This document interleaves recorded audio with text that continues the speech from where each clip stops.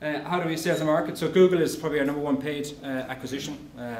I mean, if you haven't been on Google, get on it, learn it. We had to learn from the start. Mick and I drove it for years before we brought in and formed a team on it. It's very simple. Just set your budgets, look at your CPA, and just get it right. It's as simple as that. You shouldn't spend anything on marketing unless you fully maximised Google as a marketing channel. We do SEO, email newsletters mentioned, PR, social media through Facebook and blog. I kind of question it to some extent. I think it's great for chatting to your customers and getting product feedback and doing fun competition, etc. But as an ROI driver, it's questionable. Increasingly, we're starting to use eBay and marketplace channels. You would have heard recently in the past from Vinny, our new channel manager. We see our product base as being an asset, right? So it doesn't actually really matter what the product did. We have this big asset, and for us, it's all about putting that asset down as many channels as possible. So mixgarage.com, through all 9 European countries, localized. We've signed deals with Price Minister in France, Cdiscount in France. We're going to Germany. We're doing a deal in Sweden. We're currently selling on channel into Australia. So really, it's our big product base, which is our asset, and we'll try and dump it into as many marketplaces, down as many channels, as cost effective as possible, and see what sticks, and put sales out from that. We do affiliate marketing, we do partner and industry marketing, and then we do direct post sales or a triangle repeat business. So I just want to give you kind of a through of the kind of the support and the sort of the background history to some extent of Mceb Garage. So we founded in 2004. The business started in February 2004. We pitched the business to an incubation group, our hothouse in Dockland Innovation Park, hothouse.ie, and we were lucky to be accepted. Finished work in August, starting the 1st of September. Luckily, I got the core grant. It was an EI conventional time. It is still around. I believe it's hard to get. If we didn't, we wouldn't be in Mceb Garage because I only had my last salary and we weren't making any money. We bootstrapped the business as far as 2008 when we got a first seed round. But importantly, the key for our business is we don't have any IP. E-commerce, you have no IP. What do you have? You're selling product. Everybody sells product. So there's absolutely no IP. So if you are intending to go for a funding round, the key thing is to engage early with potential partners or potential funders. Even 2 years out, such as we did. We did our first approach to DBIC in 2006, and they told us to get lost, but keep in touch. And keep in touch we did. We got emails off us every single quarter, unit sales, what markets we entered, what products we've got, what staff we brought on board. So every single positive attribute to the business, we made sure we deliver that to the guys who were targeting to do a funding round. So when the opportunity, obviously the opportunity, when the proposition was put to them again in 2008, they were delighted to come on board because we've actually shown them our plan, we execute on it, there's our vision, let's all go forward together. So it's important not just to rock up to it in some extent and just say this is the plan. That's good too, and particularly if we're ready. But for us, in the early stages, it was about bringing them on board, keeping them informed as we're getting towards an end goal. So we also had a mentor to the business. I think mentors phenomenally important. There's always guys who've been there, done that. When I started off, I was a young fella, hadn't got a clue, never ever involved in management in my life. You know, I don't know what I'll be doing at the end of the year when I've got 40, 50 people under my umbrella. So it's always important to have someone who's been there, done that, to some extent. The mentor will probably change the business as your requirements will change. There's no doubt about it as the business is changing. But it is important to have that person, that sounding board, as someone you can meet once a quarter or bi-monthly to chuck ideas at. And the mentor we had at that stage, you know, he didn't really know e-commerce, but he knew business. And that's the experience that we needed. So we got a funding round through Business Agent Network in ABC Capital in 2008. And basically we've grown the business 70% year on year in the last 4 years. And based on that, we're a very ambitious group. We want to grow. We want to be as big as Chain Reaction Cycles, which is not too far from here. And we decided to go back and raise again to help us realise those plans.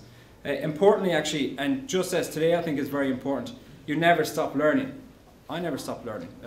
I mean, mobile is something that was just alluded to. Is we're way behind the curve on that. Now we have a mobile strategy, and we're going to be developing a responsive site this year, followed on by an app itself. We plan, actually the app we have, we plan to deliver an app that you stand behind your car, take a picture of your reg, and will automatically bring up all the parts for your car. But we're way behind the curve. We're 3 years behind the curve. However, our biggest increase, albeit on a small basis, is mobile sales. You know, we are getting phenomenal conversions coming through on our mobile mobile ads. And our site is crap on a mobile, just have a look at it. So that's a really big opportunity for us. And obviously through apps there's more things we can do on a mobile app, such as taking a picture, than you can actually do just on a responsive site. So we think it's a very big opportunity, and particularly in Europe where nobody's actually released a mobile offering. You can actually get a jump on quite a lot of your peers, because mobile, I think, is really behind the curve for a lot of European retailers. And if you go there first, I think you can actually get a first to market bounce off the back of that.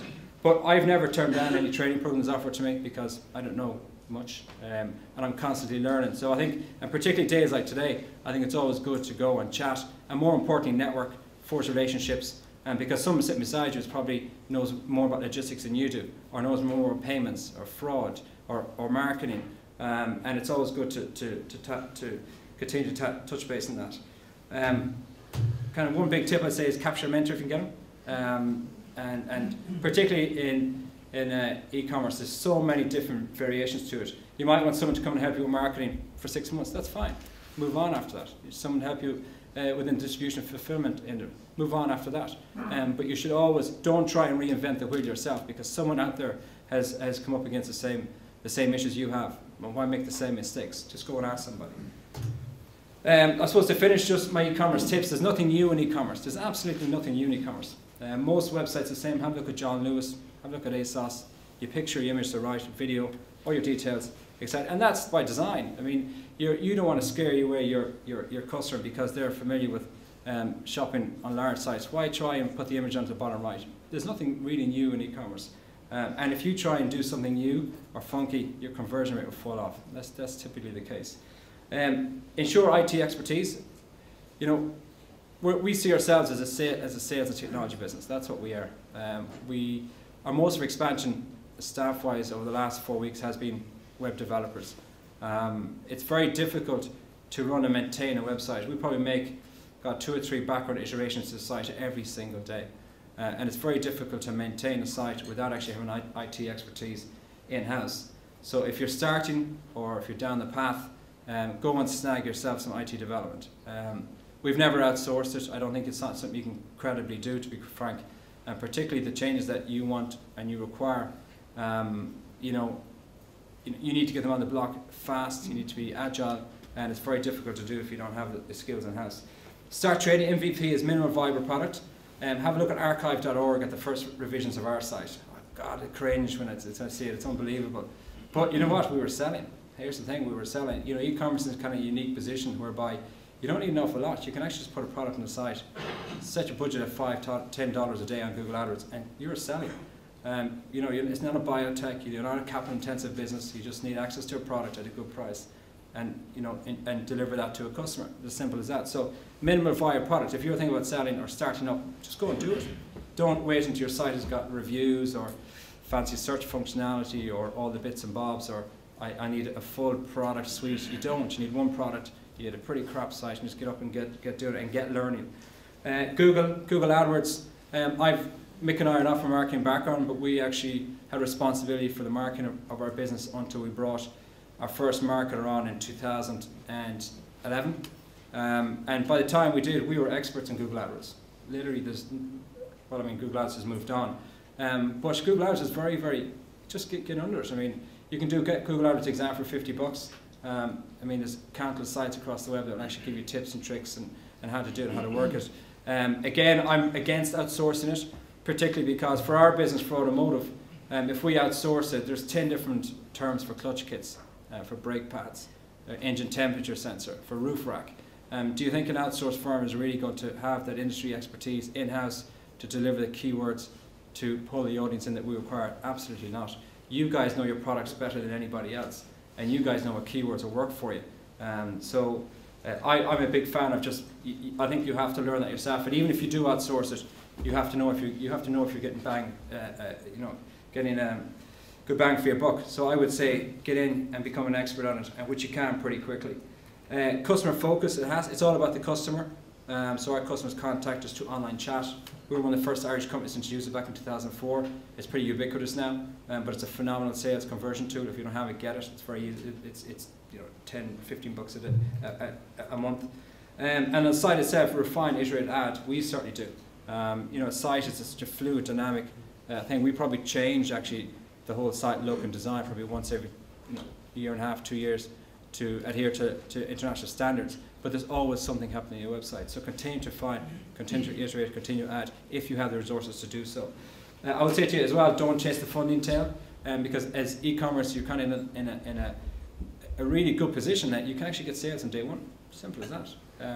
Whereas if you decide to say, you know, I've got a great level of product, I think it'll do very well in the UK or Australia, I'm going to get funding for it.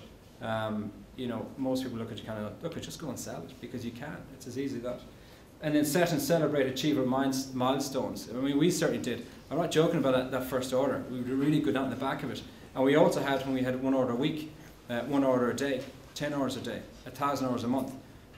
So the key thing is, you know, when you get off the blocks, don't start off saying, oh, this year I'm going to do 10,000 hours or 20,000 hours. You know, set achievable milestones and celebrate it. And when you get to those milestones, review the facts and the KPIs that have brought you those milestones, and how can you get up to the next level. Because in e-commerce, volume is everything. If you have volume, you buy better, you get rebates, your logistics, you can negotiate better with your logistics partners. So everything is about volume, but you won't go from here to here and day one. So set and celebrate it. That's pretty much it.